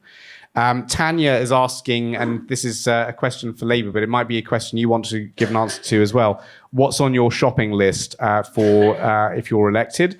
And Natalie asks about the defacing of the Holocaust memorial. Yeah, so just coming to the first, I do not equate Islamophobia with anti-Semitism. Oh, sorry, I've got this wrong. Sorry, what was the? It was about the Holocaust memorial. Victoria Gardens. With not actually, that's right. So whether it's actually going to go ahead, yeah. So I do not conflate Islamophobia with anti-Semitism. Actually, I disagree with the term Islamophobia. Using the word phobia is, in my view, an attempt to shut down discussion about Islam. And without getting into great detail, Islam is much more than a religion. It advocates a particular judicial system, and it also advocates a particular political system. And I think it absolutely needs to be debated, and there should be no fear in debating it. Anti-Semitism is very different. It is simple racism. As far as Black Lives Matter is concerned, I hold them in contempt. I'm absolutely staggered. I'm staggered that Keir Starmer took the knee to it. But Keir Starmer is a man who thinks 1% of women have a penis, which I think is equally serious. Then the third question was, sorry, forgive me. Third question was addressed to Alex, wasn't it? Yeah, there was a question to Alex about the shopping list of what you would do. List. I mean, I could be here. Concrete shopping list of a few things that would help on anti-Semitism. First days in office. Well, I outlined a number of policies already that we would adopt that I think would get rid of racism in society in the way that it's been allowed to manifest itself over the last few years. And then your last, I'm not familiar with the incident, I just have to confess. So I haven't really got an answer for you. I don't. Yeah, so this was, sorry, it wasn't an incident. I misheard the question. There was a Holocaust memorial approved to be built right next to Parliament, right. And it still hasn't gone ahead. Would you go ahead with it? Yeah. Is that, am I correctly understanding the question this time? And will you expedite it? Right, I've got it right the second time, sorry. Yes. Yes, okay, Yes. fine. Let's go to you, Alex. Thank you. I mean, Norman, on your question, I can't agree with you. I mean, I also can't agree with quite how you put it. We shouldn't. There are certain words and phrases I think we all would say we wouldn't use in an audience like this. Hear, hear. And we shouldn't. But, you know, my principle, because, you know, to some degree, Norman and Richard's questions are in, you know, contradiction. Because, you know, Norman, you're very clearly saying, you know, set one form of discrimination, you know, and Richard said we want no hierarchy of discriminations. Well, okay, no, sorry. Well, in which that's a good correction. Yes, I don't conflate the two. I don't know, but I don't believe we do conflate the two. I think both of them are racism to me. Well, we may have to differ on that point. But as I say, I don't see there being a hierarchy. Muslims are not a race. Let's just get that hang on, straight. Ben. Yeah. Let's just let Alex answer the question. No, I mean, look, I've made my point. We may well differ on that. But on Richard's point on the hierarchy, no, I totally agree. There shouldn't be hierarchies. Where we see prejudice, we should take it on. We should understand that sometimes it may take different forms and have different roots, but we should always want to take it on. And that would be very much our commitment. Natalie, on the Holocaust memorial, yes, we're absolutely committed to it. We want it to be next to Parliament, Victoria Gardens. I have to say, and forgive me, Giddy, but I thought we'd got the legislation through before the end of the Parliament. There certainly was in the last Parliament virtual unanimity over the small elements relating to planning, but we are very clear. We want the memorial. We want it in Victoria Gardens next to Parliament. I would also do a plug for the National Holocaust Centre in Laxton in Nottinghamshire, which is, in the meantime, a wonderful place to visit, and some very obviously close. Well, for this next answer, I'm going to keep an eye on Tanya's head, and if Tanya's nodding, we'll see that we'll see if Tanya's getting the answers that she wanted. So Tanya, I don't like a shopping list, but anyway, in three things then. Firstly, when it comes to the very significant concerns and anxieties that the marches have led to and reflected in your polling, Gideon, we will work with the community's organisations, we will work with the police, we will work with the mayor to make sure that they are done in ways that reduce and eliminate that harm. With regards to campus, I'll refer obviously to my answer to Harvey earlier, that we will work with the Vice-Chancellors and impose on the Vice-Chancellors our very clear leadership that we want to see that tackled properly using the tools that they have. If they haven't got it, we need to use the police, then absolutely, that will be a partnership that we convene. And then in the community space, without going into my stump speech on policing, we have gutted out neighbourhood policing in this country. It's been out of fashion for a long time. We're going to bring it back. We're going to have 13,000 more police and police community support officers so that we actually have people on the street who are detecting, who are deterring crime, so that those people who are going about their day, living their lives, doing the right thing, aren't on the sharp end, as we've seen. So, we're going to take that head on too. So that's, as I say, on the marches, on campus and on the streets. Thank you. Thank you. Okay, Jeremy. Maybe in reverse order, Natalie. I am neutral as to the location. This had long debates, as you might expect, in the House of Lords as a result of the planning elements for it. I could just make an appeal.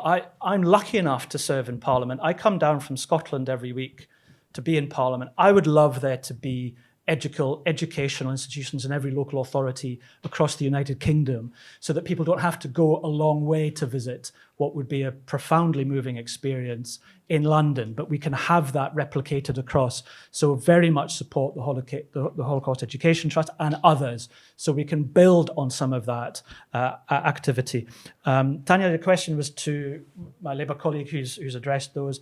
So let's just wrap up Norman and Richard's point.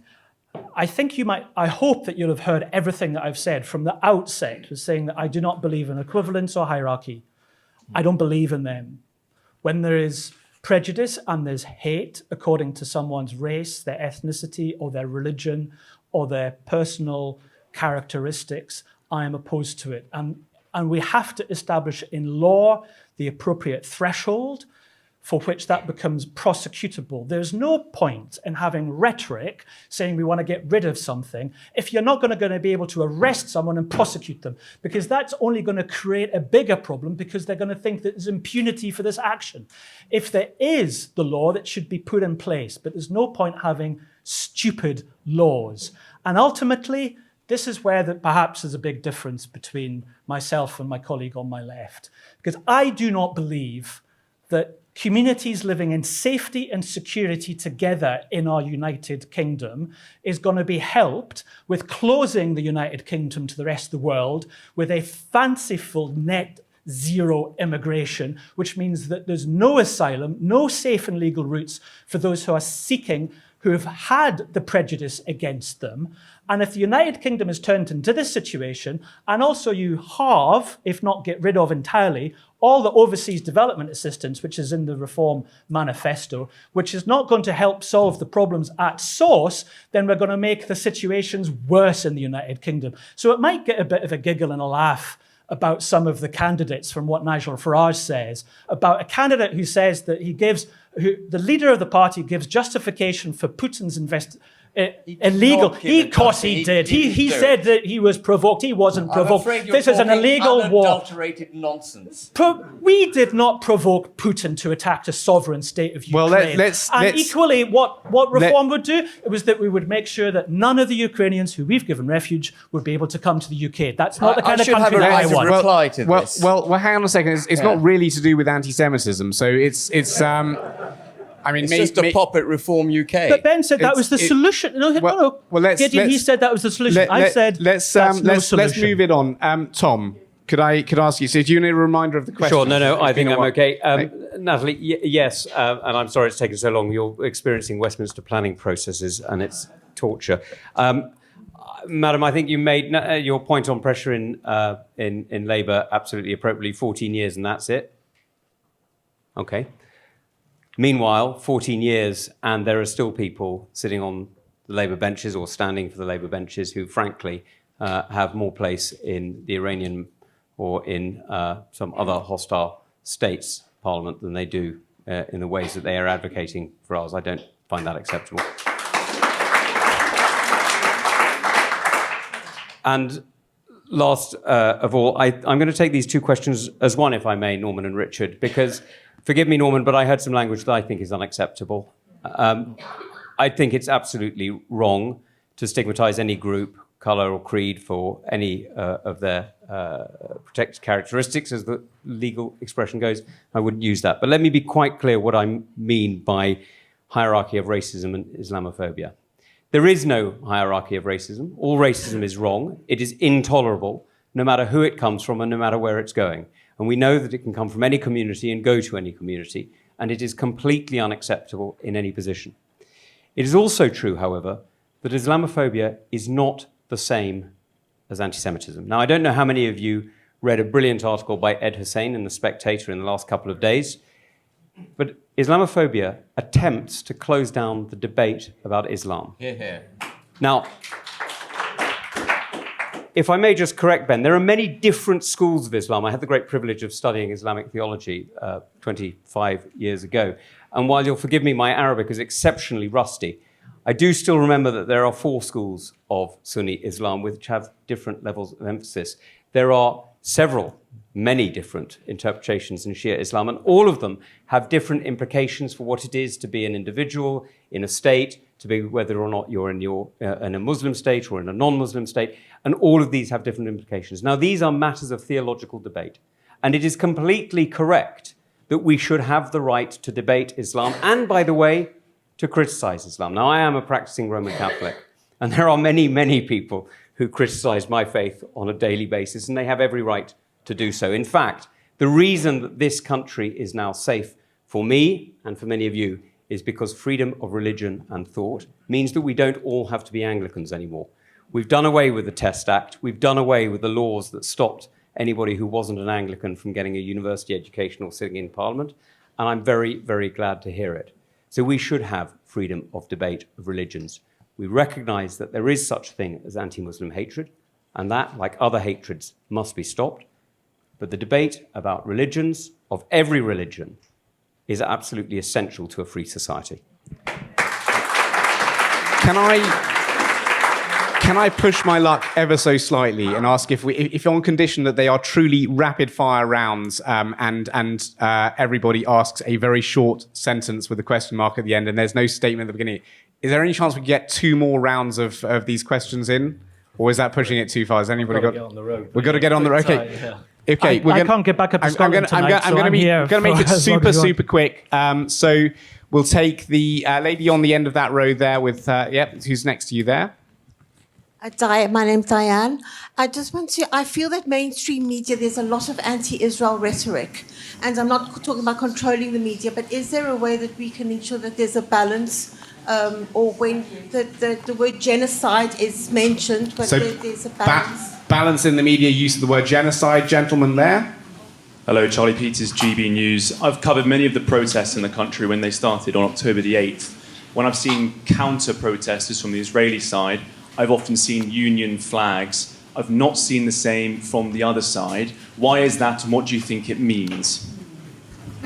Okay, and lady, in fact, just behind Diane, who's got her hand up. Thank you all for being here. My name is Emma. I wanted to just ask a very quick question. When I wear my Luton FC hat and scarf, it's pretty clear to everybody that I support the best football team in the United Kingdom, Luton FC. I want to just understand, we're all here looking for reasonableness from everybody here. When I heard, I think it was Alex, you mentioned that someone wearing a bandana with a Hamas or Arabic motif around there that's what I understood is somebody who is not looking to incite violence. I find that really shocking because it's pretty straightforward to me who they're looking to support when it's green and black. Could you clarify? Okay, so that's one battery of rapid-fire questions. Tom, do you want to start us off with Diane's question? It's sure, media balance comes in many forms, and I'm very glad that GB News is here. I'm very glad that other people are... The Jewish Chronicle is here. I'm sure the News is here. Otherwise, we really don't have media balance. But I think it's on all of us to point it out as well. And you may remember a number of months ago when that incident happened at the hospital in Gaza. There was the accusation that it was an Israeli attack. And the BBC's reporting it was appalling. And I had to call it out that morning, and I think it was the right thing to do, and I will always call it out when I see that they're covering things wrong. On the question of union flags, all I can say is I'm always proud to march with the union flag. I fought for it, and I will always wear it with pride. And Gideon and I marched together in Manchester and London, very, very proud to be supporting the Jewish community in the UK and the United Kingdom, which relies on the support of everyone. And if I may, just on the banners, look, I heard this from the police occasionally and felt I had to correct it at the time. When I heard somebody saying, jihad might have been some interpretation, well, sure, I've been to temples in India where there's a swastika. That's a Hindu symbol. When it's plastered on a synagogue in London, it's a symbol of hate. Okay, Alex. Thank you.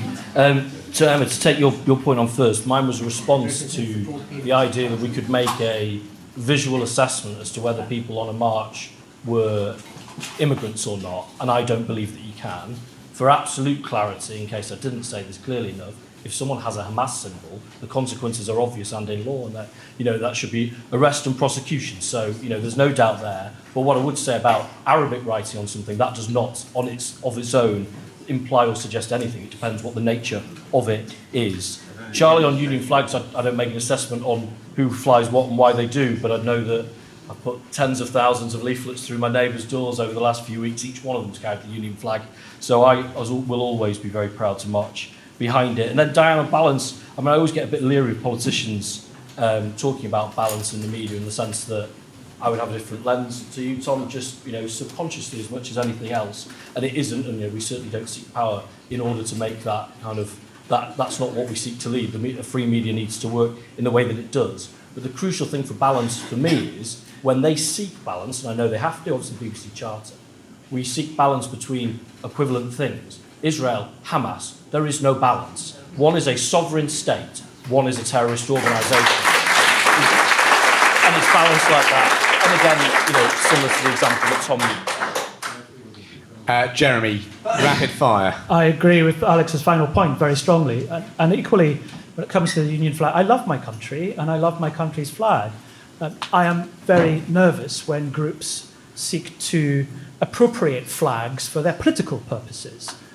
And I've gone through the Scottish independence referendum where flags are quite an important aspect. And I know there is no equivalence in this at all, but the Scottish government tried and failed to ban sectarian chanting in Scottish football. You're a proud Luton supporter, but if you're a Rangers or Celtic supporter at an Old Firm game in Glasgow with some of the chanting, some of the complexities that's associated with that. And it's why some of the problems that I've had with some, and it comes back to the ignorance of when they're using the Arab revolt flag, that many of them do not understand the history of that either. And they don't understand that it was designed by Britain and it was designed in Whitehall.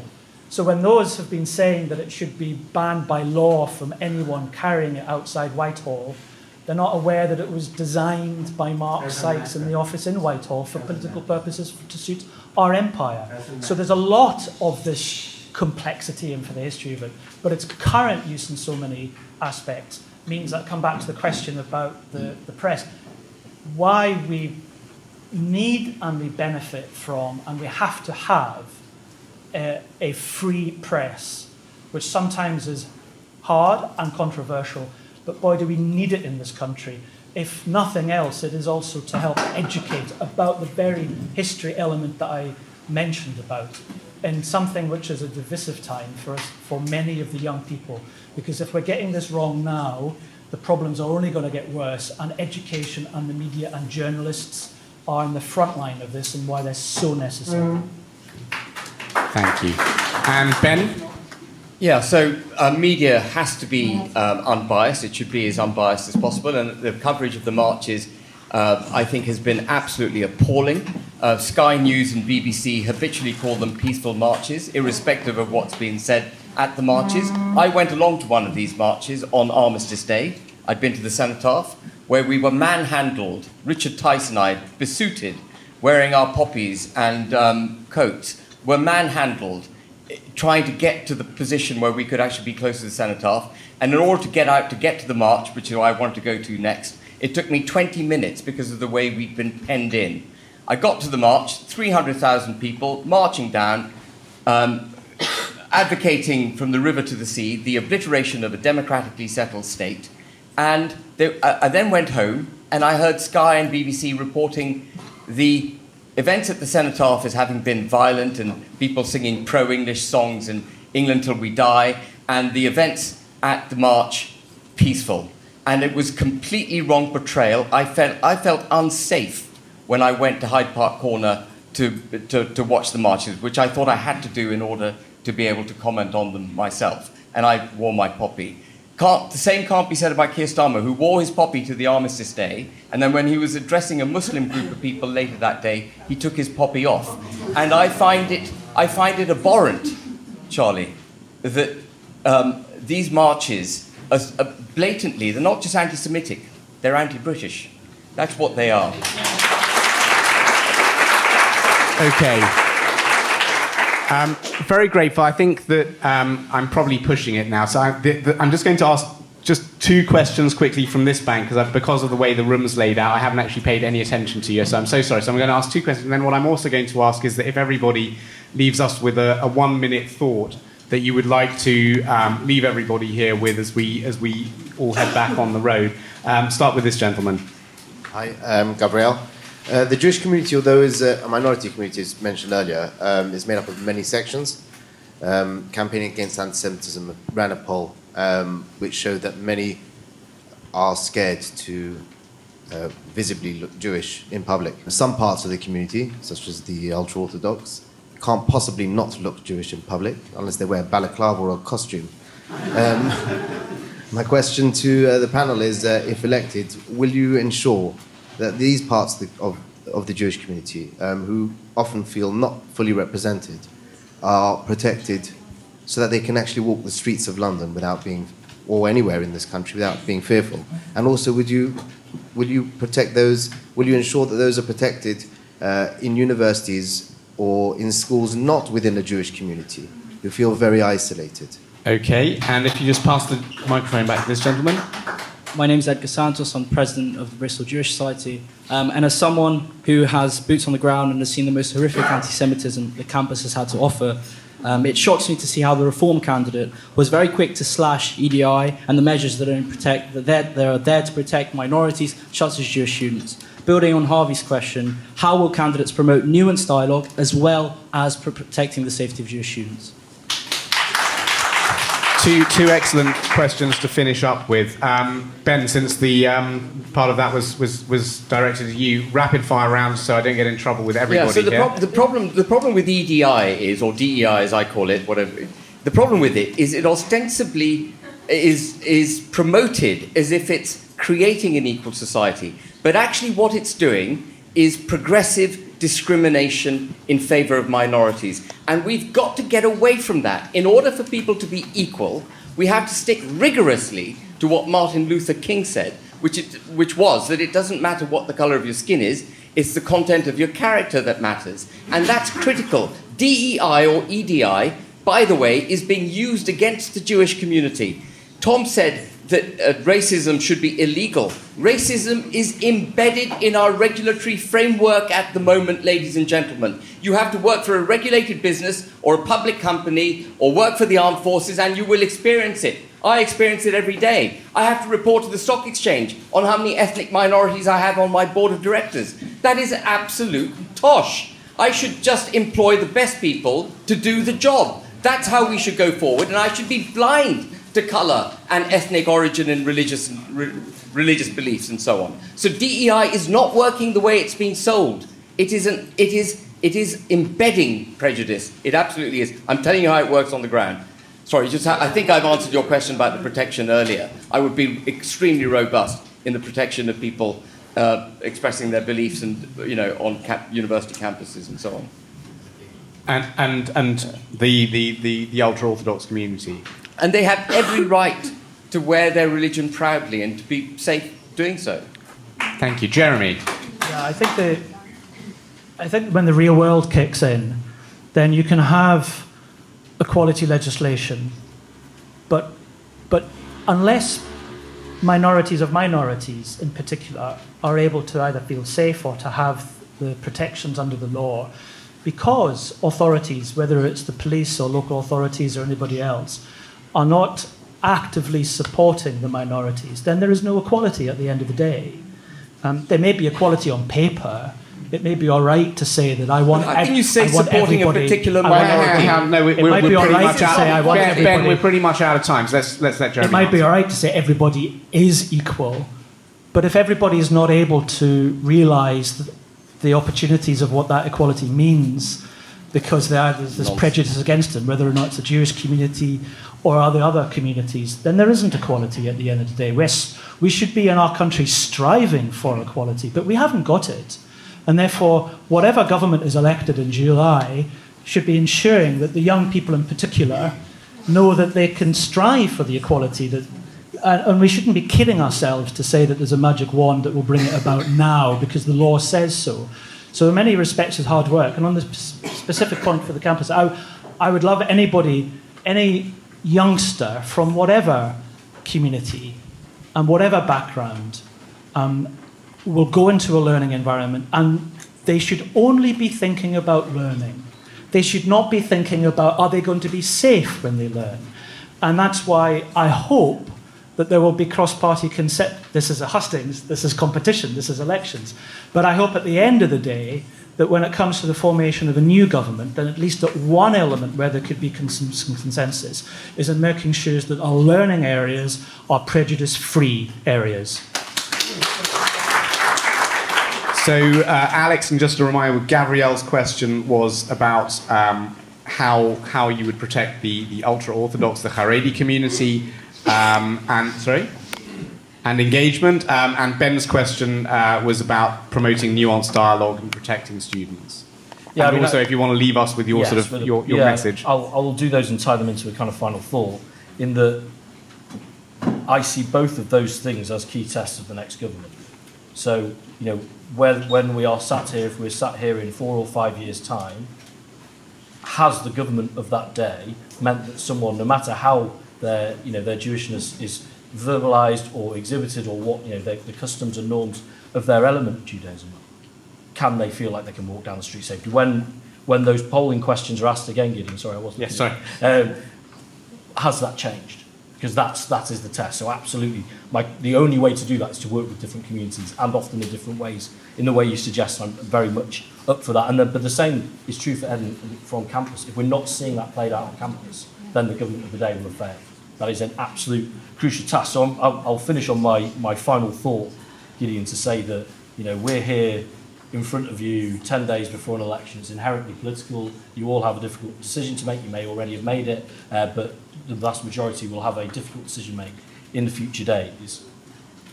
My commitment is, there's nothing worse than a politician coming asking you for your support beforehand and you never see them again.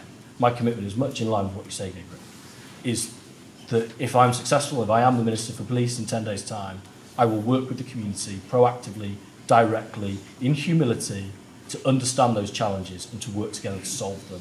That's what I think we need from our leaders, and that's what I offer. Thank you. And Tom? Look, Gabriel's absolutely right. The Haredi community does face a particular challenge, and that's why Sean Rain is so important, to make sure that we are getting not just the CST's view, but views from within the community, that particular distinct community, to hear what is needed to keep you safe, because it is different and it is more challenging for exactly the reasons you say. But it doesn't mean you have any less rights, any less responsibilities to be looked after or protected than anyone else in the United Kingdom. You have exactly the same rights as everybody else. So absolutely there's a firm commitment there. And as to Bristol, there was that hateful academic whose name has, thank God, escaped me. Don't remind me, I don't want to know. Everybody else is reminded.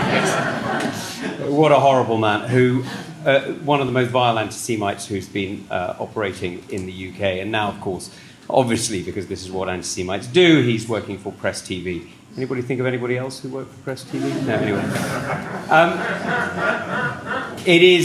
It is absolutely right that universities are free from discrimination and are safe places to study. So let me leave you with just a few thoughts, because this is an important an important evening, and it's important that Gideon has invited us here, and it's important that you are here, because the last few years have been really difficult. We have seen a dramatic change in the way that people perceive their place in our society. And for all of us, whether you're Jewish or not Jewish, this should be a very stark warning. There is no such thing as a free country where Jews are not safe. There is no such thing as a democracy where Jews are not safe. If Jews are not safe, it is the warning to all of us, to every community, that your society is on a downward path. And that's why we need to make sure that the actions we take in the coming years are ones that not only keep you safe, but protect all of us. Because anti-Semitism is sadly the warning light of failure in every country. We need to stand together. I'm very proud that I've marched on many occasions with Gideon and with many of you. I have demonstrated, I hope, that the Conservative Party is incredibly serious about standing with the Jewish community. We've been proud to stand as an ally of Israel. We've been proud to stand as partners with the Jewish community in the United Kingdom, and we will be proud to do so for many, many years to come.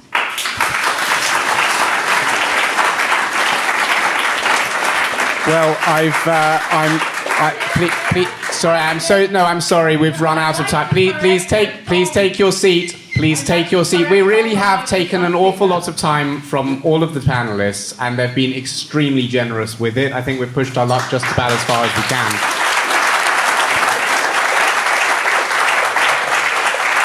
Whatever happens in the next 10 days, one of these gentlemen will be taking a very senior position indeed in the next government. And we're extremely grateful to all of you for your time and for making time when you have so many demands on you to be with the Jewish community. I also want to thank very much the people who've been keeping us safe tonight, so CST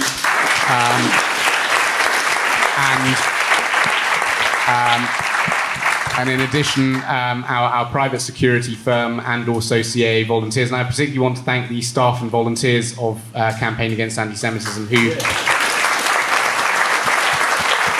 work pretty tirelessly day in, day out throughout the year, but I don't think they were best pleased with me when I told them on Friday morning, guess what, guys? The Hustings are going ahead, Shabbat Shalom. So thank you very much. I did warn you all that Campaign Against Antisemitism is a charity. We're doing a crowdfunding campaign this week, and since 7th of October, we really have had to be there for a lot of people. We've had to enormously bolster our work and surge our capacity. And if you're able to help us with the fundraising, please do stick around and let us know. But to all of our panelists, Tom Tugendhat, Alex Norris, Jeremy Lord Purvis, and Ben Habib, thank you so much for this evening. Thank you all for being here.